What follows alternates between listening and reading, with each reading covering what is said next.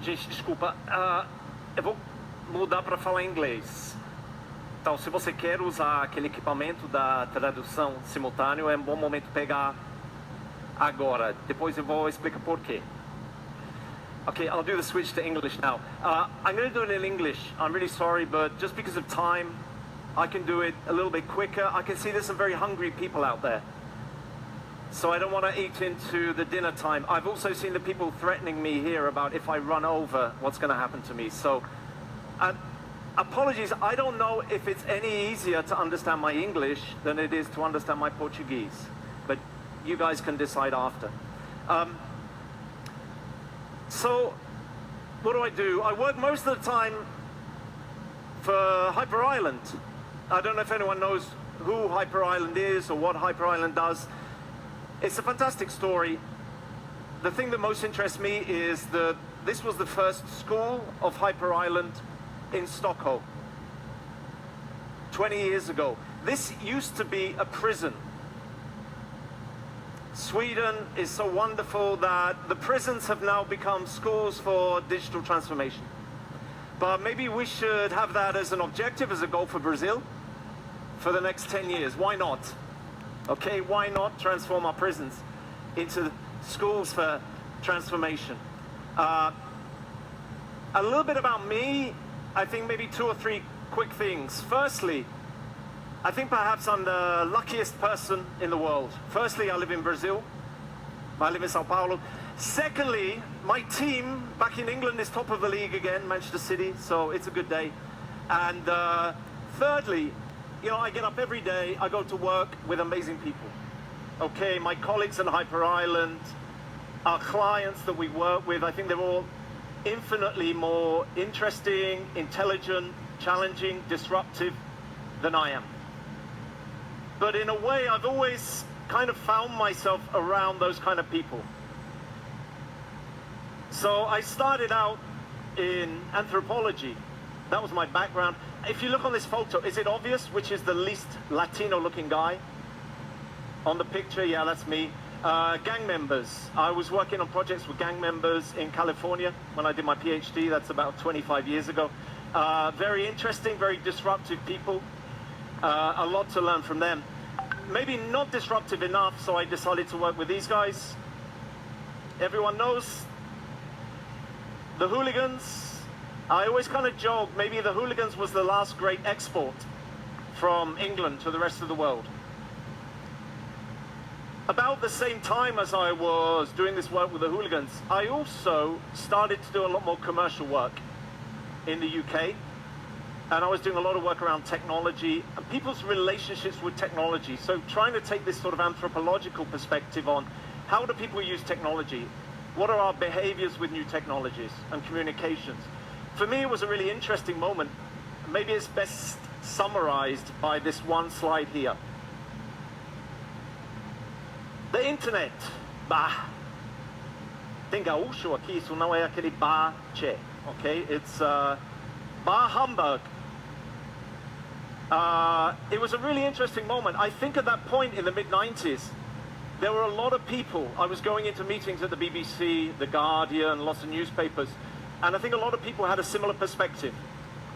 This thing called the internet, yeah, it looks interesting, but nah, we don't have the journalists to fill this thing with content.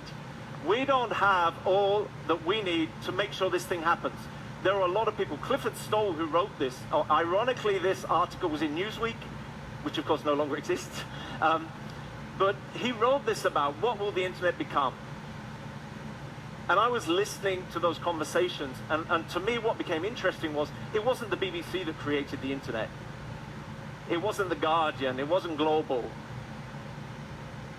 It was us. We created the internet with all that fantastic content, all those videos of our kids doing stupid things, all those photos on Instagram of whatever we're eating at that particular moment. But I think for me what was interesting about that point in time, I think it was just a great example of how we all exist with these paradigms, ways of thinking, ways of looking at the world. And sometimes they can create blind spots. it can be very difficult for us to anticipate what the impact of a technology will be. How will we change? And I don't know about you guys, I wake up a lot of the time, especially Monday morning, and I feel like this. There's just so much stuff coming at me. We are existing, it feels like every day more we're existing in this kind of autopilot mode. And I kind of think there's a lot we could reflect on that when we think about our concern about robots. Sometimes I feel like I'm becoming that robot myself. There's just so much stuff that I'm trying to take in and process. It makes it difficult for me to see those things when they're coming. Okay, it's difficult to make those difficult questions. It's difficult to really challenge what might be coming. And sometimes that happens, for me anyway, when I'm around my kids. You know how kids have that capacity to ask those questions that makes us stop and reflect. So I wanted to share a quick story. It happened to me quite recently at this place. Quick show of hands. Who's been to Kidzania? Quite a lot of people. If you don't know Kidzania, how can I explain it? It's kind of a theme park. It's where the Parque da Monica used to be, okay? It's like a theme park, and I guess you can tell from the image here, it's where young people go to learn about jobs and professions. Is that a good enough description for those of you who know it? Okay, there's another little theory I heard from some people. It's like a school of capitalism. The kids go and they learn how to do jobs, and they get paid some money, and they spend the money. Okay, my left-wing friends told me that. I took our kids there. So, on this side here, this is Candy. Candy is now 6. And then if you go along 2, to the tallest boy is Theo.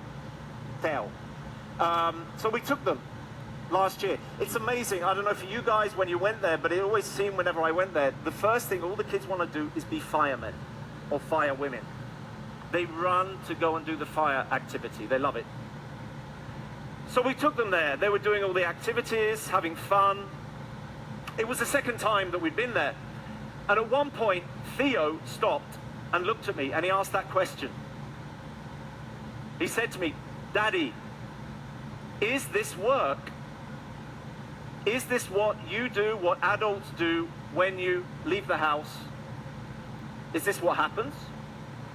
I said to him, "Yeah, of course it is." And you know, your kid asks those questions and you don't always stop and think. But there's always something deep behind it. So, 5 minutes later, I asked him, "Theo, why did you ask that question?" And he said, "Well, Dad, like, where are the YouTubers? Where's Minecraft? Where's the virtual reality?" It took me another 5 minutes to stop and think about the importance of what he'd said, but I did stop and think, and I thought, wow, actually there is another interpretation of Kidzania. It's a museum. It's a museum to my world, the world that I grew up in. Our kids are growing up in a very different world. They see the world in a different way. They can reveal these things that we can't always see. They can make visible that invisible. I think that's incredibly powerful. I stopped to look around a bit more and I realized it is a museum. Look, I'm sorry if anyone from the foyer is here. I love journalists. My wife's a journalist. But this is maybe going to be the last place in the world where they print the newspaper at the end of the day. The kids do that in Kidzania. There was another thing there where the kids can learn how to teach other kids to drive cars. You know, Theo watches those videos on YouTube of the self-driving cars. He looked at that and said to me, "Daddy, why would I teach a kid to drive a car? The car will drive me in 5 years." The other thing was just, I'm sorry, people from Bradesco, if you're here, it's just that Bradesco's there, but you know, my kid, his understanding of a bank is it's the mobile phone.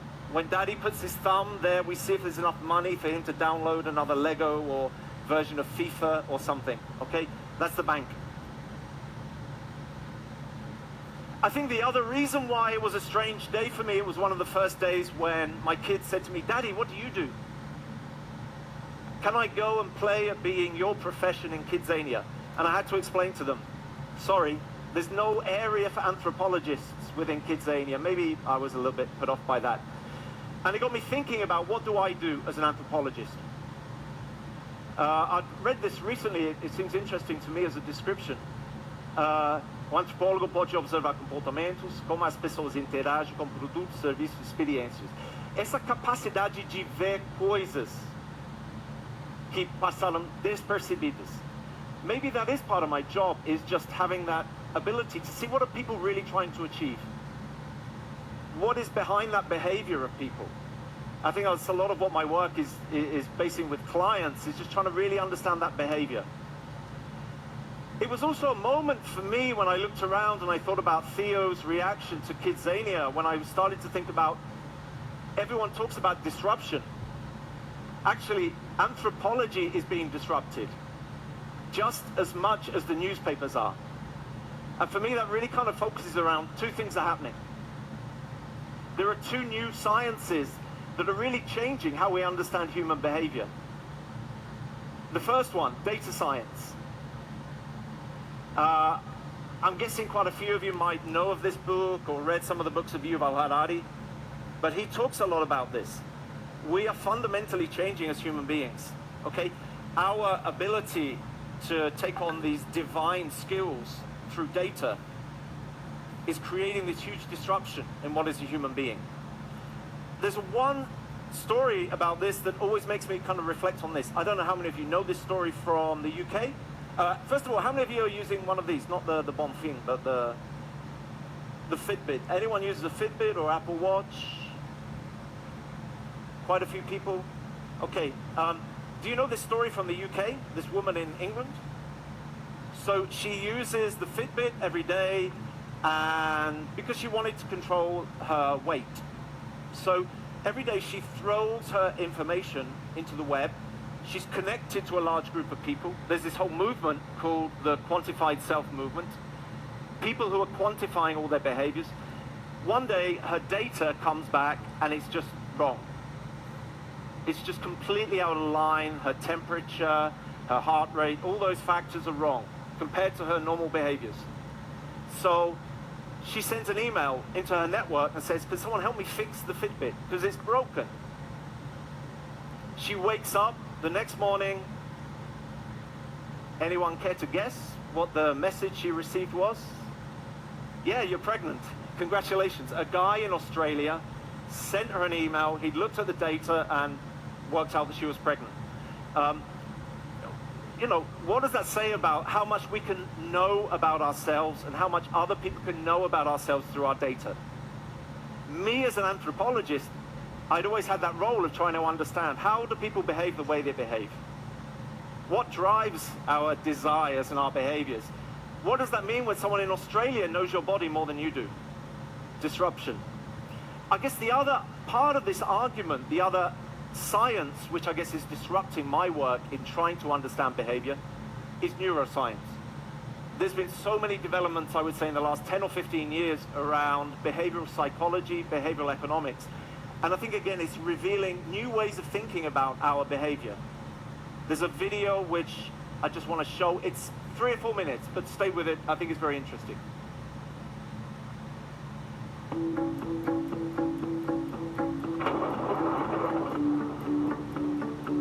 There's a puzzle about our memories of experiences. Let's call it the Disney paradox. And if you've been to one of the Disney theme parks, you'll know exactly what I'm talking about. If we were to sample your happiness level at, say, a couple of dozen different moments over the course of your park visit, my guess is that in a majority of those moments, you would actually be happier sitting on your couch at home. It's less humid there, less crowded. You can get a hot dog for less than 10 bucks. But as we reflect on our park visit, it might be one of the highlights of the year. Why is that? Well, psychologists know that our memories of our experiences are not really fair. You know, we don't just take an average of our moment-by-moment sensations when we reflect on our experiences. Rather, we remember snippets, scenes, moments. And in particular, there are two moments that we disproportionately remember. The peak of the experience, which is either the best or the worst moment, and the ending. So when we look back on Disney, we tend to remember the roller coaster moments, the sweet family moments, the surprises, but we don't recall that moment-to-moment sweatiness and irritability. Now, when we talk about creating better experiences for the people we care about, whether that's our customers, our patients, our students, or our kids, what this means is that we're really talking about creating better moments. Great experiences hinge on peak moments. But there's a problem, because we're not trained to build peak moments. We're trained to fix problems. We think that to create better experiences, we take a survey and we collect all the complaints and criticisms and we fix those things. But fixing problems doesn't make people happy. Fixing problems whelms people. Not overwhelms, not underwhelms, whelms. If you drive down a stretch of the road with no potholes at all, you're not ecstatic, you're whelmed.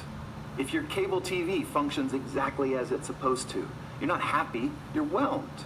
So if this is the reaction that we want from people, we need to start building peaks. Let me give you an example.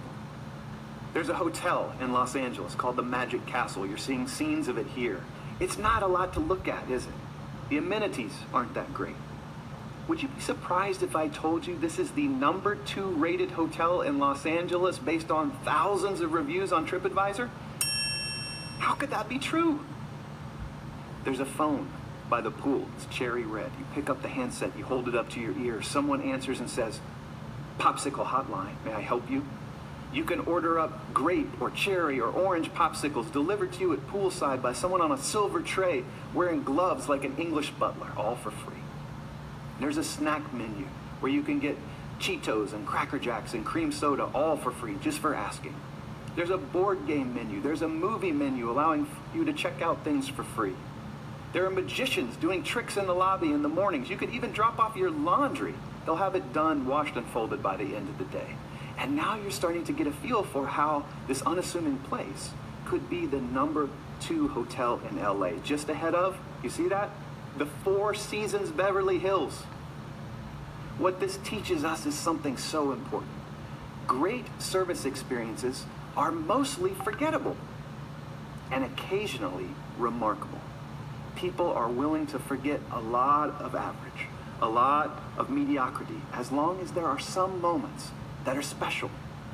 But those moments don't create themselves. And if we don't invest in those remarkable moments, look at what we're left with. If we want to improve the experiences people have, we've got to stop fixing potholes and start building peaks. I really like that. I think that it's just a very simple way of seeing how actually when we understand how our brains really work, maybe some of the things we take for granted, the ways that we work, are challenged. So yeah, I kind of hit that moment. I guess, has everybody been on the "will robots take my job" site? I was starting to feel a little bit threatened. I'm being disrupted. I had to go on there and see, you know, for the anthropologist, how long before the robots come and take my work.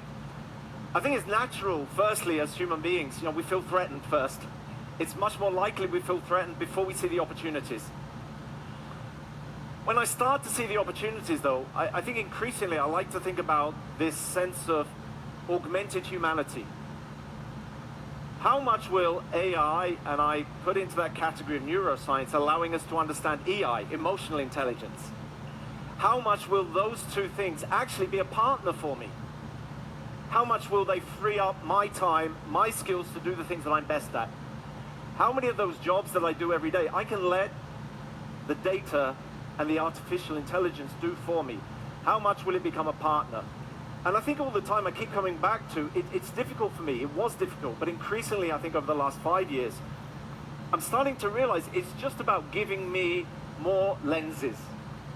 It's just about giving me new opportunities to understand people's behavior, to see my own behavior, to see how other people really do interact, what are their desires, what are they doing.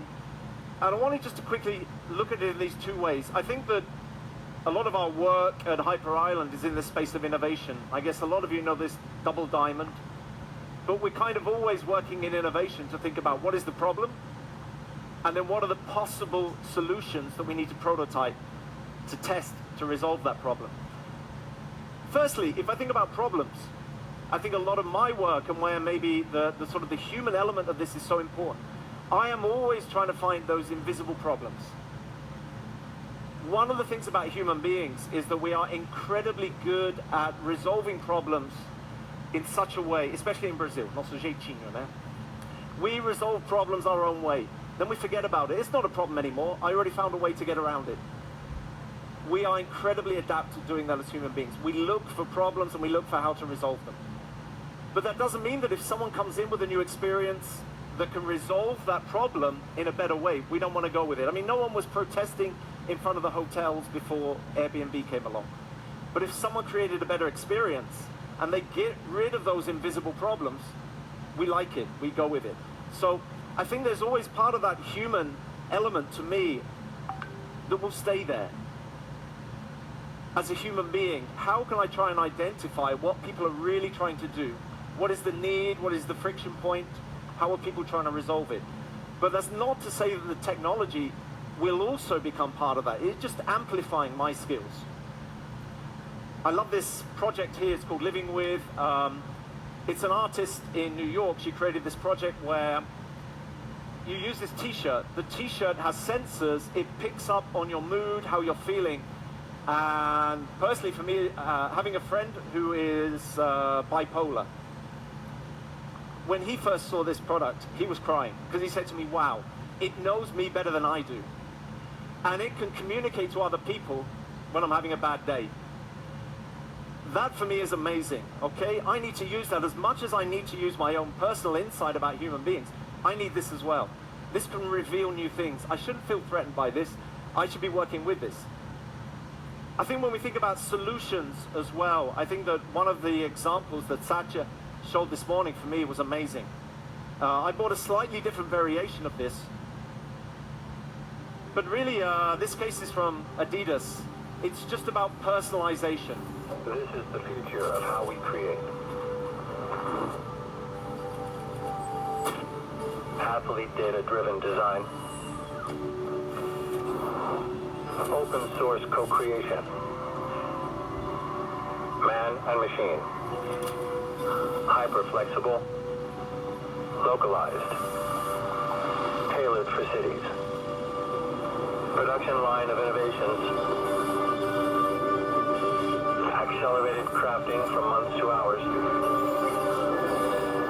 Optimized for athletes. Always evolving. Always in progress. What I find kind of most interesting about this is that Adidas launched these tennis shoes for running, whereby each product will be made just for you, personally. It will be fitting your feet. It will pick up the data around the shape of your foot. You will have personalized shoes. But also, they are picking up data across cities. So if you live in New York, you will get a different version of the shoe from if you live in São Paulo or in London. It also fits the terrain of the city. This to me starts to get me excited because, and this is where I guess I probably have a more direct relationship with Microsoft. To me, one of the things I use a lot in my work is these Microsoft design for inclusion sets. And this book from Kat Holmes is amazing. Kat Holmes, I think, still is head of inclusion at Microsoft, but she speaks a lot about this. You know, in the past, none of us had shoes that were made for us, unless you were fantastically wealthy. But we all kind of made do with that size of shoe that was actually fitted nobody. Fundamentally, in the future, design will be more inclusive. Things can be made for us.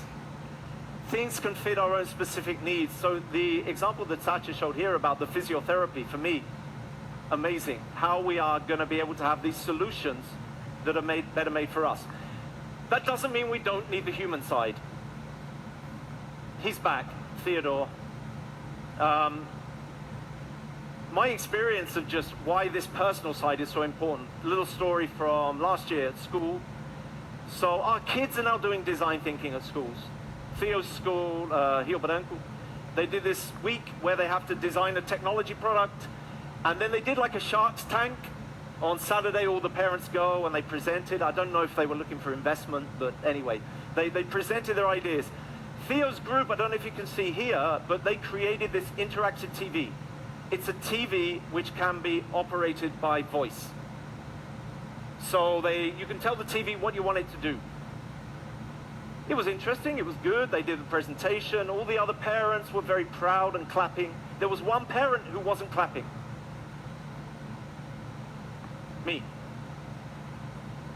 All the parents were looking at me like, quem é esse cara chato, hein?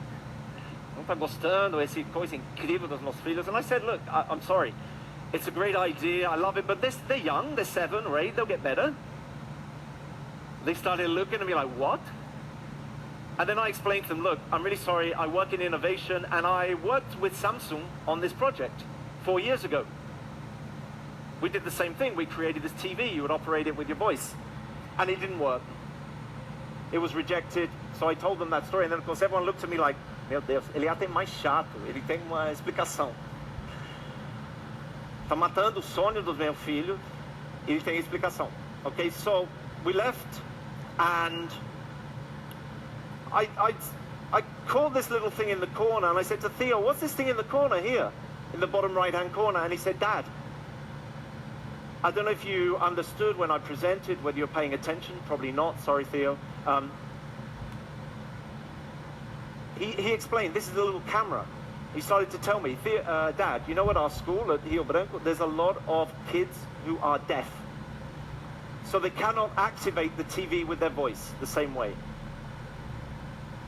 So we built in a system with a little camera, and now you can activate the TV with sign language. How do you think I felt when he explained that to me? Yeah, pretty lousy. Afterwards, just as a detail, afterwards, I went and spoke to my friend at Samsung. He said, yeah, do you know what? We created that product afterwards with you could activate it with sensors on your hands, and it was one of our best innovation projects of the last 10 years. As he said, why didn't we employ your son instead of you? And I think I just want to bring that up. You know, I showed this slide before about the anthropologist. Okay, what should the anthropologist do? This capacity to see things. This ability to understand what are people really achieving, what are people's needs, empathy. Okay, maybe it's not the anthropologist, maybe it's the son of the anthropologist or the daughter of the anthropologist who does this better. But we still need that human side. We need to really understand people. How are people's needs different? I think the solutions will come from data working with us as humans, using our best human capacity, that capacity for empathy, for going beyond, for asking the question again. Also, I think in this example, it was a great example about how often do we kill things. We saw it before, it didn't work. The context is always changing with technology. Technology is changing from one day to the next. I don't know who remembers Wired magazine, website. Kevin Kelly, the founder of Wired, speaks a lot about this. We are always becoming in this new world of technology. Nothing is fixed. Everything changes. Expectations change. So we need to adapt and have that flexible mindset that we're always questioning things again. So, I think the other part of this question for me, which is really interesting, is just there's been a lot of work recently around neuroscience showing how our brains really work. And fundamentally, we have two brains. Okay?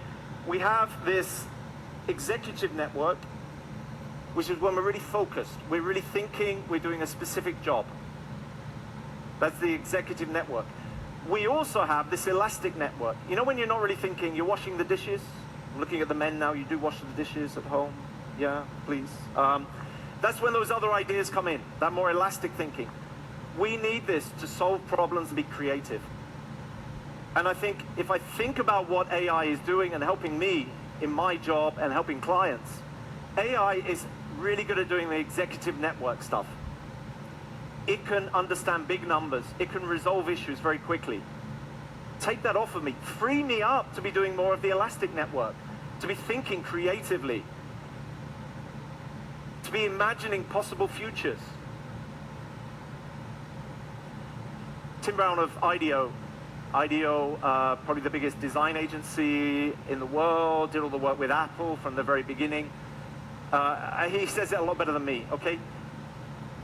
AI will be fantastic at identifying what are those patterns, but we will still need human beings to try and define what is our desire. What do we want from this? How do we use our imagination to think about trying things differently? I think one of the incredible things about human beings, what makes us different from other animals? As human beings, our desires are always changing. We don't exist in that state of nature. We're always changing, okay? Each new technology brings along new desires, brings along new behaviors, which creates problems, which the next technologies come in and solve. So I want to leave just 5 quick observations, 5 things just to sum up here. Things that I think are interesting, thinking about this idea of augmented humanity.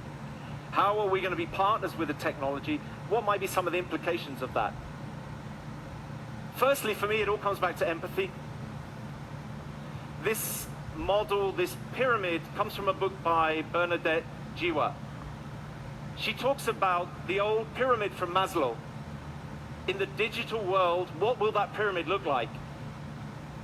And she says, fundamentally, at the bottom there, how we get the service, what platform we access it by, the functionality will be a lot less important than the empathy. The fact that the products know who we are, understand us, connect with us. And I think this bigger issue of empathy for me is fundamental. If we want to connect with other people, first of all, we have to know who we are. Data, AI is just one of those things that can help me understand who I am. And if I understand who I am, it's a lot easier for me to understand who are you and connect with you. And so this point about self-awareness is everything for me. Any tool that you can use to be more self-aware. Why do I act the way I do? Why do I think the way I do? Maybe that's our biggest competitive advantage within our companies as well. Why do we think the way we do? What are those paradigms that define the way we think? I think very much related to that is this. Satya showed that image of the future workplace. I kind of worry that a lot of the times our workplace is like this.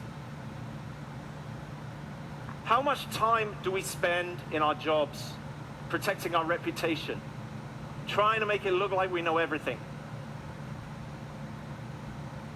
There's a lot of studies around this showing that actually we spend almost as much time at work on our second job as our first job. Our second job is protecting our reputation. If we were a little bit more self-aware, if we were a little bit more open to understanding how we are not perfect as human beings, we make bad decisions, we are not rational, that actually AI could help us to do many of our jobs better. If we were actually open to this, could we avoid some of the second jobs? The amount of stress that we create in our working lives just to try and look like we know everything and we can resolve everything, because we can't.